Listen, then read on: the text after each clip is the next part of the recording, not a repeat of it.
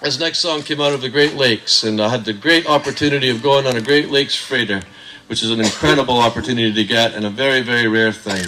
I got on it because Beth asked me what I wanted to do more than anything in the world, and I told her I wanted to go through the Great Lakes on one of those freighters.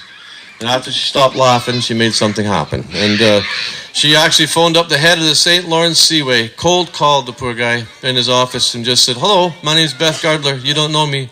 I'm actually married to David FRANCEY. You don't know him either.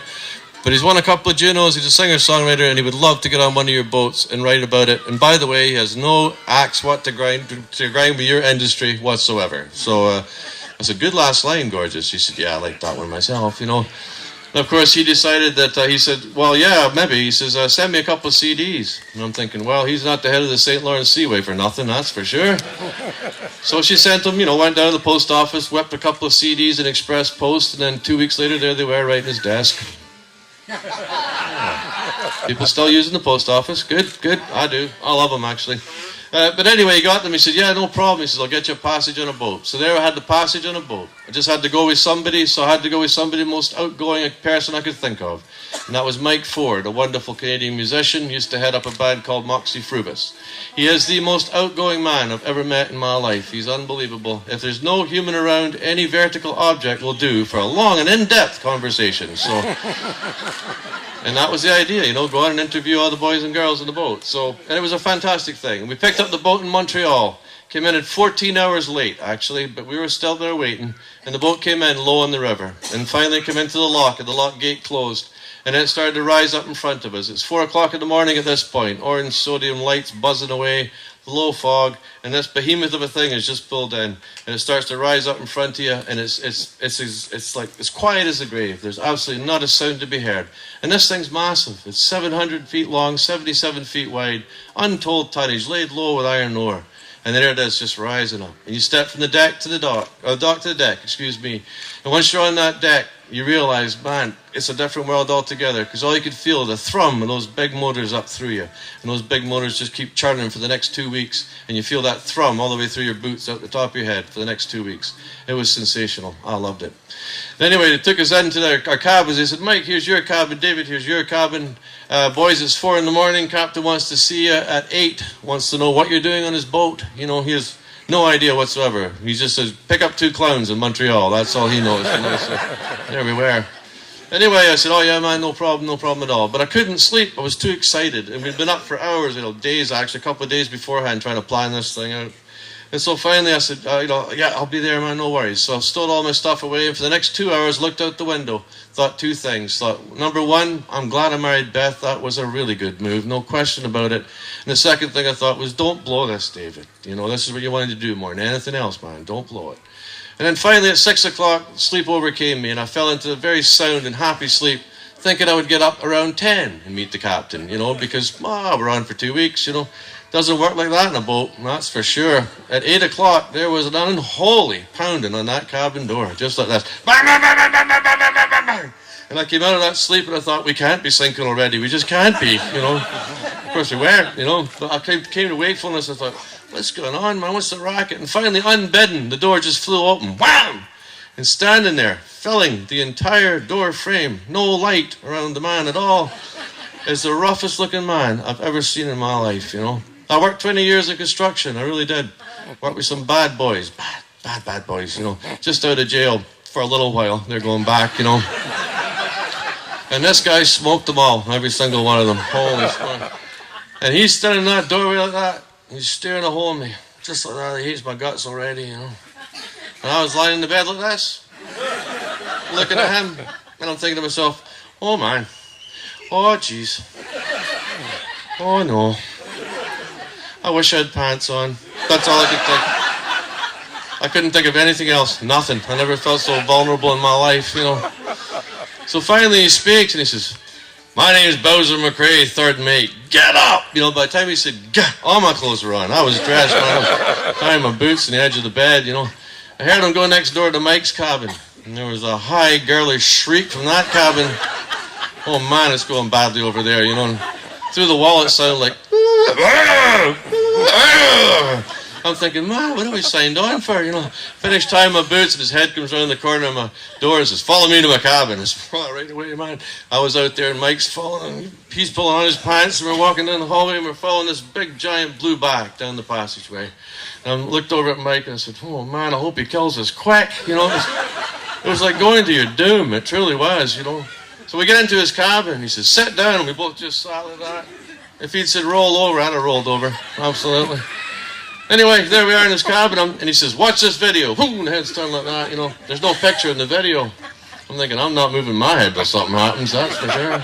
So I'm looking at this blank screen thinking it's going to be How Not to Die on a Lake Boat, you know. It wasn't that at all. It was a scene from down east, which I recognized immediately. I said, "Oh, that's the Seal Island Bridge in Bowler Tree, Cape Breton." He goes, "Yeah, that's my farm up there. Do you like it?" I said, "Oh, most beautiful place on earth, Cape Breton, man. I just love it, Cape Breton. Lovely, lovely place." And he says, "Yeah, I was born and raised there. What do you think of that?"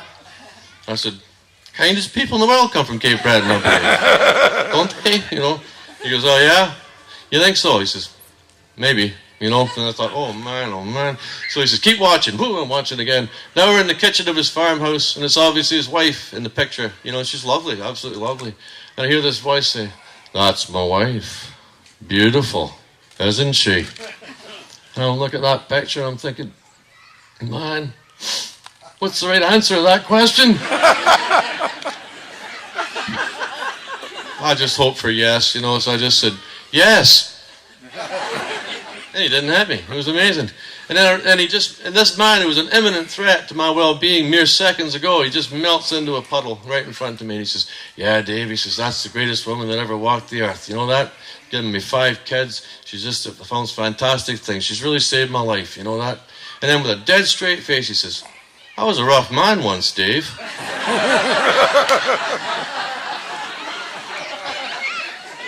Best I could manage was, "Surely not you, Bowser." You know. Anyway, it was just a wonderful thing. He told me his life story. He did start out pretty rough, no question about it. But the nice thing is, he did meet Donna. He did have these kids, and he talks to them every day on his cell phone, morning and night. Donna and any kid that's there, usually his 5-year-old. And I started writing up his song, and I caught him one night coming off the wing bridge, and he was all teared up, you know. And this little 5-year-old had said something to him on the phone that I just about died, because it was the last verse of the song was just given to me like that. So I decided that next night we're in the middle of Lake Superior, largest and deepest of the Great Lakes. And I decided now's a good time to sing him his song. So I haul my guitar down to his cabin, and I'm sitting there playing it for him. And I suddenly realized, man, I hope he likes this song. Because Gordon Lightfoot said, "This lake never gives up its dead." We're here to play it for you, because Bowser likes his song. He's actually a lovely man. His name is Bowser MACRAE, and this is the ballad of Bowser MACRAE. It's considerably shorter than that rambling thing I just said to you. So, we'll see you after the break, and thank you so much for coming out thus far. It's been great on Hornby. Thank you so much.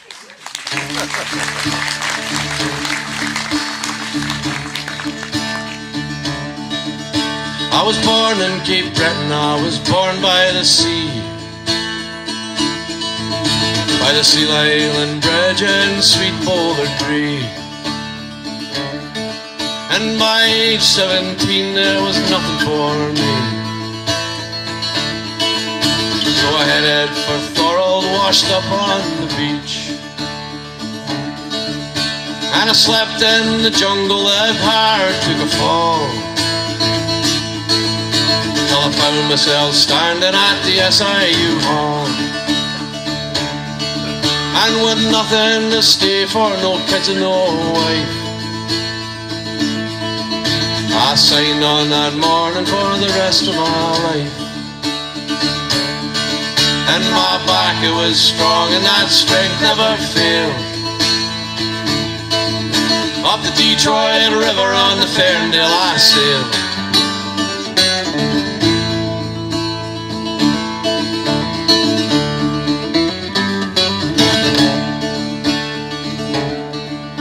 And now I am married to the woman I love. She's a gift I was given from heaven above. And I call every morning, and I call every night. All I ever wanted, the love of my life. Now in the evening when we talk on the phone, she says, I love you, darling, when you're coming back home. And tonight, down the line, I heard my boy say, he says, Daddy, I miss you more every day.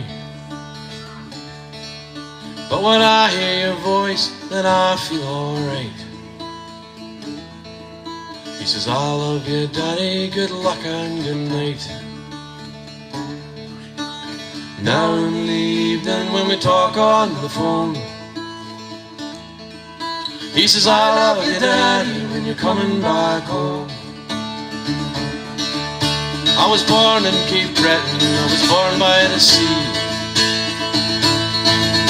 by the Seal Island Bridge and the sweet Bollard Tree.